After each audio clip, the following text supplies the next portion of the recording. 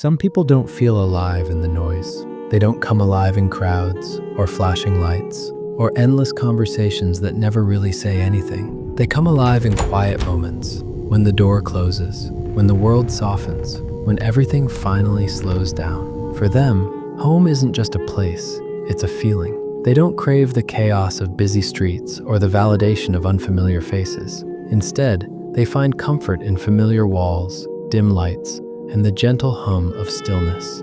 To the outside world, they might look like someone who's hiding, someone who's avoiding life, but that couldn't be further from the truth. They aren't escaping life, they're experiencing it differently. They are running toward peace. There's a psychology behind this preference. Research suggests that people who love staying home often live with incredibly active inner worlds. Their thoughts move deeply, their emotions run rich, their imagination never really rests. Inside their minds, there's color, movement, and meaning, far more than most people ever notice. Home isn't a hiding place. It's a sanctuary where all of that inner life can finally breathe. Psychologists sometimes describe this as high internal self-presence, the ability to feel more connected to your inner world than the outer one. These people don't need constant stimulation to feel joy. They can sit near a window, hold a warm cup in their hands, and feel a fullness that others chase across cities and continents. Their hearts don't race in crowds, they steady themselves in silence. But here's something many people don't realize. It wasn't always like this. Many of them tried to keep up with the rushing world. They tried to match the energy of friends who loved parties, adventure, noise, and constant movement. They tried to convince themselves that something was wrong with wanting less. And then, somewhere along the way, something clicked. Their calm wasn't a flaw. Their love for solitude wasn't a weakness. It was simply who they were. I remember the first time I truly understood this. I thought staying home too much would make me lonely, invisible, forgotten. But instead, something unexpected happened. I felt understood by the silence, by the space, by myself. I realized I didn't need noise to feel alive. I didn't need attention to feel seen. I began to value the sound of turning pages more than the sound of applause. That's when I understood something important. Peace is also a way of living. Staying home doesn't mean being alone. Sometimes it means being with yourself, really with yourself, and finally listening. And that's something the busy world rarely takes time to do. There's a trait shared by many people who prefer staying home: introspection. They think deeply. Small moments become stories. Memories turn into lessons. They feel emotions fully. Joy becomes richer. Sadness turns reflective. Hope becomes direction. They don't rush past their feelings just to keep up. They sit with them. They understand them. Studies even show that people who enjoy solitude often score high in creativity, empathy, and emotional intelligence. Their calm allows them to understand others deeply, even if they themselves are often misunderstood. And that misunderstanding can hurt. You're missing out.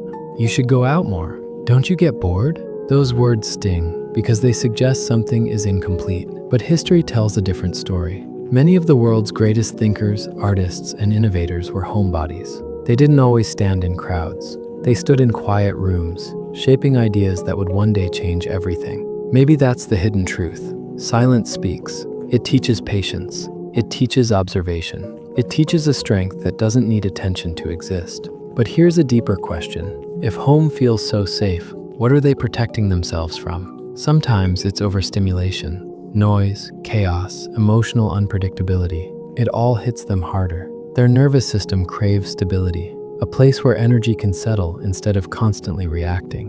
Home gives them control, and that control brings peace. Sometimes it's trust. They don't give their heart easily, not because they're cold, but because they feel everything intensely. They understand the value of emotional safety. And sometimes, it's nothing dramatic at all. Not fear, not avoidance, just preference. A choice to stay where warmth feels natural. They build joy quietly, reading, gaming, painting, watching familiar films, creating something personal. Happiness becomes ritual, not spectacle. Moments matter more than events. Here's something they rarely say out loud.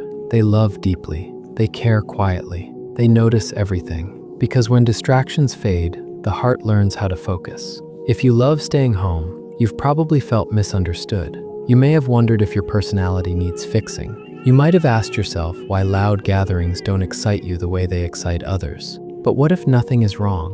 What if the world actually needs more people like you? People who listen before speaking, people who feel before pretending, people who think before acting. Let me shift for a moment, from talking about them to speaking as one of them. I once believed the world would forget me if I stayed in my room too long. But then I noticed something. The world inside my mind was blooming. Thoughts grew like gardens. Ideas kept me awake longer than any party ever could. I learned something important. Home isn't walls. Home is a state of mind. And now, let me speak directly to you. Maybe you've always felt a little different. Maybe you enjoy your own company more than crowds. Maybe the world hasn't celebrated that part of you yet. But your quiet is powerful. Your silence has depth. Your solitude is not a burden, it's a gift. Because the truth is, people who love staying home aren't avoiding life. They're living it intentionally. They don't want shallow experiences or empty conversations. They want meaning, authenticity, real connection, even if it's rare. Psychologists say people who prefer solitude are often highly self-aware. They understand what drains them and what nourishes them. Many people never learn this. Home lovers learn it early. That doesn't mean they never feel lonely. Loneliness and solitude are not the same. Loneliness is unwanted. Solitude is chosen. A person can feel lonely in a crowded room, but solitude gives strength. Sometimes staying home feels like protection. Sometimes it feels like freedom. Both are valid. Let's go deeper. This isn't just introversion, it's energy management. Even extroverts need home to recharge. It's about where emotional energy is restored. They value trust and vulnerability. They don't open easily, but when they do, they love with intensity. Their inner world is complex. Silence becomes creativity. Routine becomes ritual. Presence becomes purpose. They understand their triggers. Home allows regulation of space, time, emotion. And here's the paradox. Sometimes they love home because the world once disappointed them, a broken trust, a friendship that couldn't hold their depth. So they created a space where they didn't have to apologize for being sensitive. If you've ever stayed home because the world felt heavy, you're not weak, you're wise. And still, you dream. Your dreams are just quieter. You don't want applause, you want understanding. Home is where judgment fades, where exhaustion turns into comfort, where you watch the world rush by and smile, knowing something precious lives inside you. The world will always glorify hustle, but rest is growth. Stillness is clarity. Silence is understanding. Your life isn't paused. You are becoming. You love deeply. You notice what others miss. You read emotions between words. That is a rare strength.